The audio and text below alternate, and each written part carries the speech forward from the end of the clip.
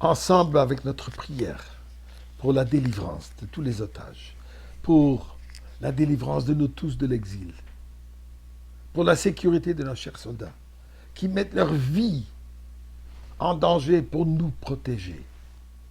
Eh bien, ensemble avec cela, nous donnons la tzedaka, puisque la tzedaka a une force extraordinaire pour nous animer, pour précipiter la délivrance et nous amener toutes les berachot. Et en parlant de délivrance, d'ailleurs, nous sommes dans le mois de Goula, le mois de Kislev, qui est le troisième mois de l'année. Et nous sommes presque à la veille de Yutet Kislev. 19e jour du mois de Kislev, qui sera ce Shabbat, qui pour les Chassidim, on appelle ça Rosh Hashanah la Chassidut. Le nouvel an de la Chassidoute. Et ceci, comme je disais, le 19e jour du mois de Kislev. Regardons un peu ce qui se passe au mois de Kislev. Nous pouvons tirer un parallèle entre le mois de Sivan et le mois de Kislev. Le mois de Sivan, qui est le troisième mois de l'année en commençant depuis le mois de Nissan. Quand on compte les mois, la Torah nous dit le mois de Nissan, c'est le premier mois de l'année. Nissan, c'est le mois dans lequel nous avons été délivrés. Yetziat Mitzrayim, la sortie d'Égypte. Le mois de Iyar, il y a le mois qu'on compte le Homer, qu'on se prépare pour l'événement absolu, l'événement de Matan Torah, la révélation de Sinaï, quand on a reçu la Torah, les 10 commandements et toute la Torah. Vient donc Sivan, le troisième mois. Le Chachamim de nous dire, c'est par choix. Dieu a choisi que ça soit le troisième mois, parce qu'il y a quelque chose de particulier dans le troisième. D'abord, on voit la Torah elle-même. La Torah, elle est donnée, comme on dit, Yachat Lissa, le troisième mois. La Torah qui est partagée en trois. Torah, Nevi'im, Ketuvim.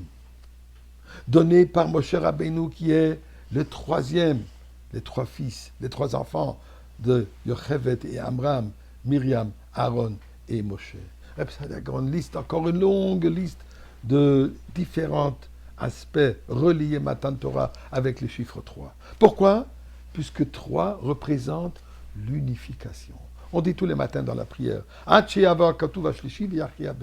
Viens quand nous avons deux versets qui paraissent se contredire, vient le troisième verset et il accorde les deux versets pour montrer qu'il n'y a pas de contradiction.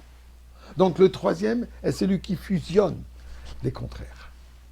Ce qui est arrivé au moment de Mahar Sinai, que Dieu a fusionné deux existences qui étaient complètement opposées. Ciel et terre. Le divin et le matériel.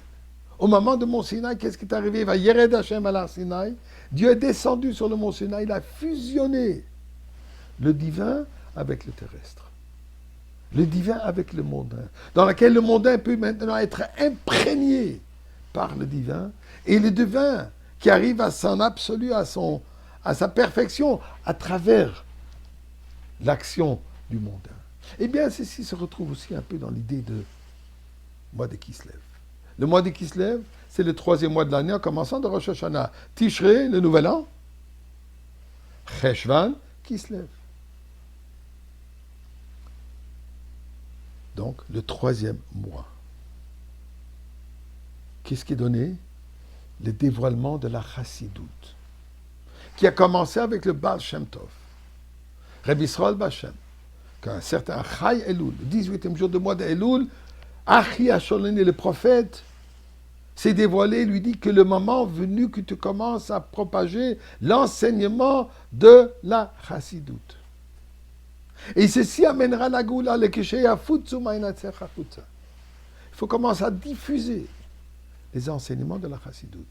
Mais le Baal Shem Tov, il a pris en petite dose des pensées qu'il a commencé à développer, à dévoiler.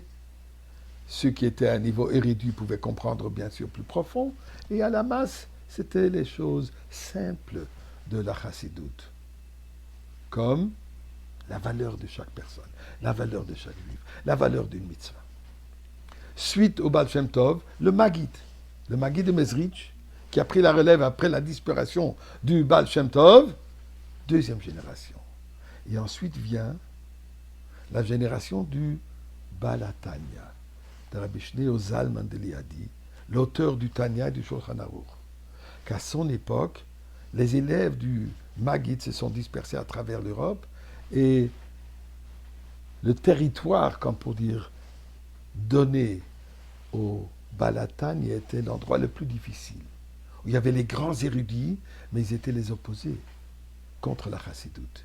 Et le Baal Hatanya systématiquement a réussi à dévoiler les enseignements et ramener de plus en plus les adeptes et les étudiants de la chassidoute. La chassidoute aussi, elle est, d'après l'Alter Rebbe, elle est Chabad. Chochma Bina Da'at. La sagesse, la compréhension et la connaissance. Chochma Bina Da'at. Ces trois. Et ce sont ces trois-là qui nous emmènent vers la Goula pour nous amener le troisième Beth Amikdash aujourd'hui.